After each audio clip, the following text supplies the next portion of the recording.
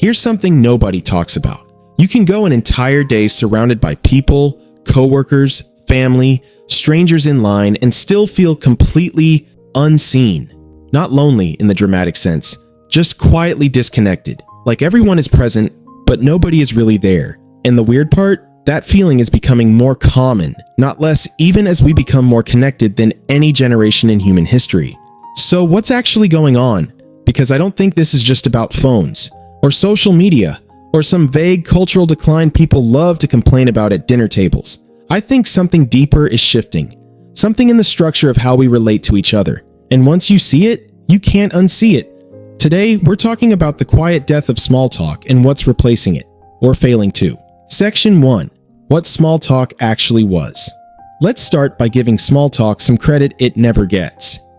How was your weekend? Crazy weather lately, right? Did you catch the game? We treat these exchanges like filler. Noise between the real stuff. But anthropologists and psychologists have studied this for decades, and small talk was never really about the weather. It was a ritual, a social handshake, a way of signaling, I see you. You're safe. We're on the same team. Think about tribal communities, or even just small towns a generation ago. You'd see the same people repeatedly. The butcher, the neighbor 2 doors down, the person who takes the same bus. Small talk was how you maintained a loose web of social warmth with dozens of people simultaneously, without requiring deep emotional investment in every single one. Psychologists call this weak ties, and research consistently shows that weak ties, those casual, low-stakes connections, are massively underrated for human well-being. They buffer loneliness. They create the ambient sense that you belong somewhere, that the world is friendly. But here's where things get interesting. Weak ties depend on repetition, on running into the same people, on physical proximity creating accidental connection. And somewhere in the last 15 years, that infrastructure quietly disappeared. Section 2, the infrastructure collapse. It happened slowly, then all at once. Remote work removed the water cooler. Online shopping closed the shops where you'd chat with the owner. Streaming services killed the shared cultural moments, the TV episode everyone watched, the song everyone heard. Even neighborhoods changed. People drive in, garage door down, and they're gone. We didn't just lose the places where small talk happened, we lost the reason to show up to those places.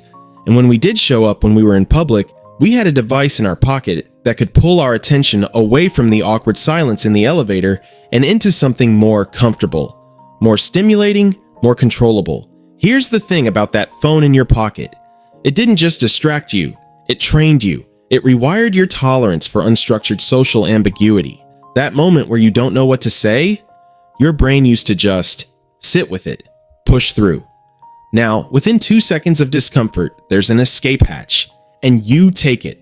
Every time. Over years, this erodes something subtle but significant, the muscle for low-stakes human interaction.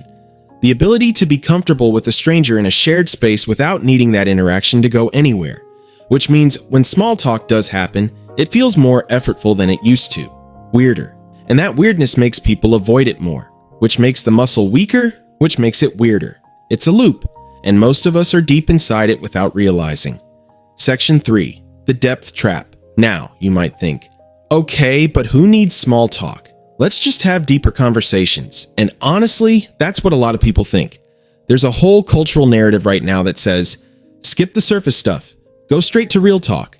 Vulnerability, authenticity, meaningful connection. On paper, beautiful idea. In practice, it's created a weird new problem.